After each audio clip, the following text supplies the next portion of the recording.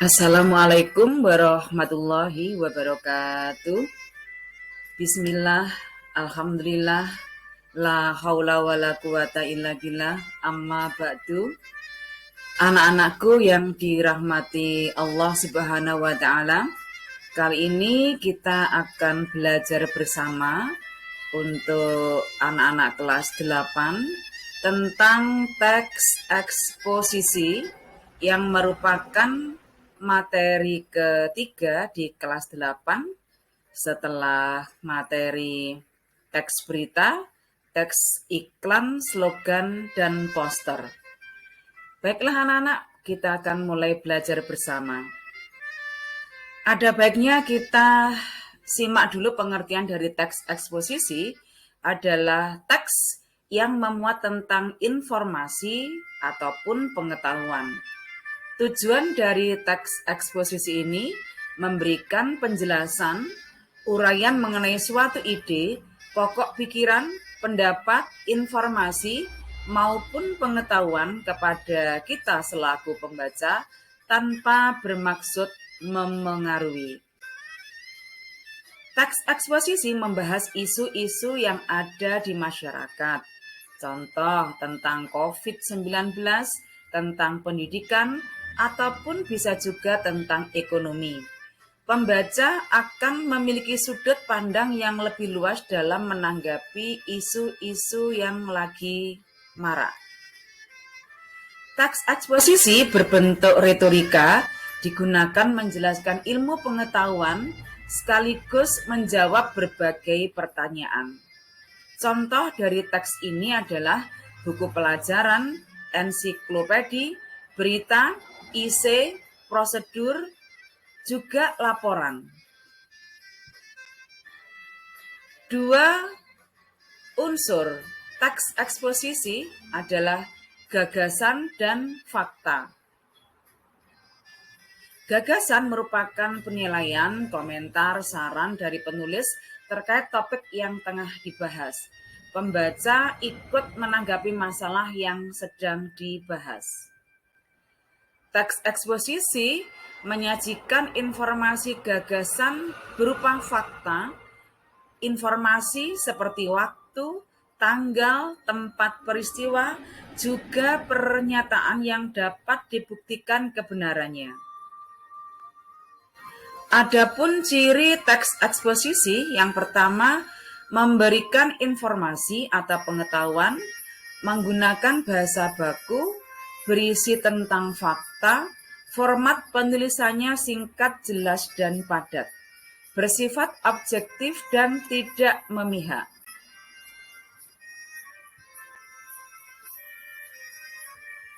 Struktur teks eksposisi yang pertama adalah tesis, berfungsi untuk menyajikan pengenalan isu, masalah, gagasan utama, pandangan penulis secara umum terkait topik. Penulis menentukan tujuan teks eksposisi. Untuk struktur yang kedua adalah rangkaian argumen, berisi alasan yang logis, informasi sesuai hasil temuan, fakta, hingga pernyataan para ahli. Sementara penegasan ulang sebagai struktur teks eksposisi yang ketiga adalah penegasan terhadap pendapat awal sekaligus menyajikan simpulan dan saran terhadap keseluruhan masalah yang dibahas.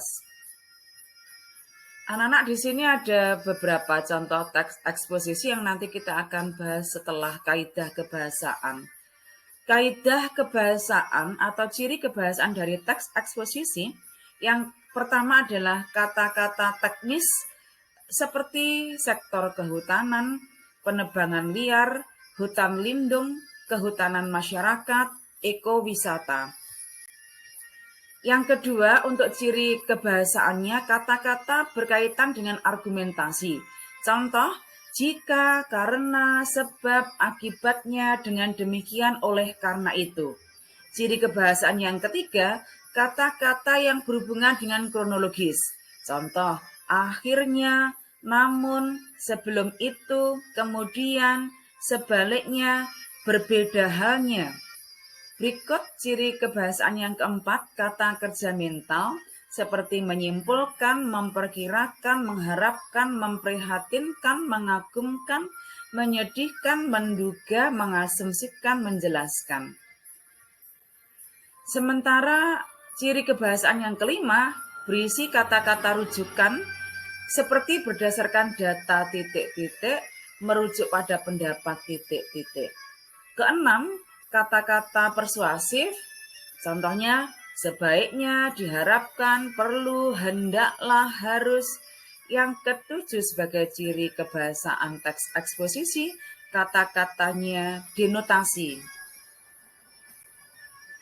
Jenis-jenis teks eksposisi, yang pertama eksposisi definisi, bertujuan mengungkapkan pengertian atau definisi suatu topik. Kedua, eksposisi proses, memuat beberapa tahap atau cara untuk menghasilkan sesuatu dari awal hingga akhir. Ketiga, jenis teks yang ketiga untuk teks eksposisi adalah bertujuan memberikan gambaran secara sederhana antara satu topik dengan topik yang lain.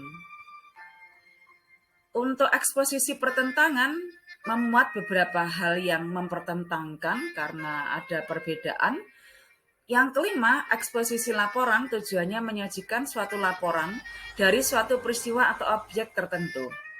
Teks eksposisi yang keenam adalah eksposisi perbandingan, memuat ide dan gagasan utama untuk dibandingkan antara hal yang satu dengan yang lain. Anak-anak yang dirahmati Allah Subhanahu wa Ta'ala, bagaimana cara menulis teks eksposisi?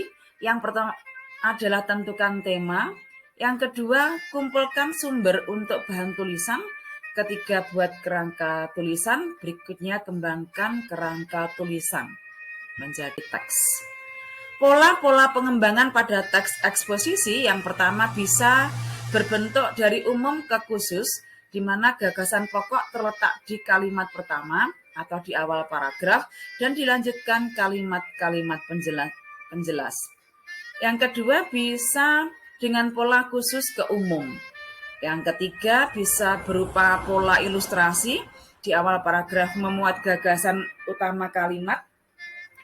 Berikutnya berisi beberapa ilustrasi. Ilustrasi bisa berupa informasi penguat berdasarkan hasil pengamatan atau pengalaman penulis. Yang keempat, kita bisa membuat teks eksposisi dengan pola perbandingan. Setiap kalimat di paragraf sebagai penjelas. Hal ini bertujuan untuk memperkuat gagasan yang disajikan untuk lebih meyakinkan pembaca. Saya berikan beberapa contoh, satu contoh saja untuk teks eksposisi anak-anak. Dimulai dari struktur yang pertama berbentuk tesis. Judulnya menjaga kebersihan lingkungan sekolah.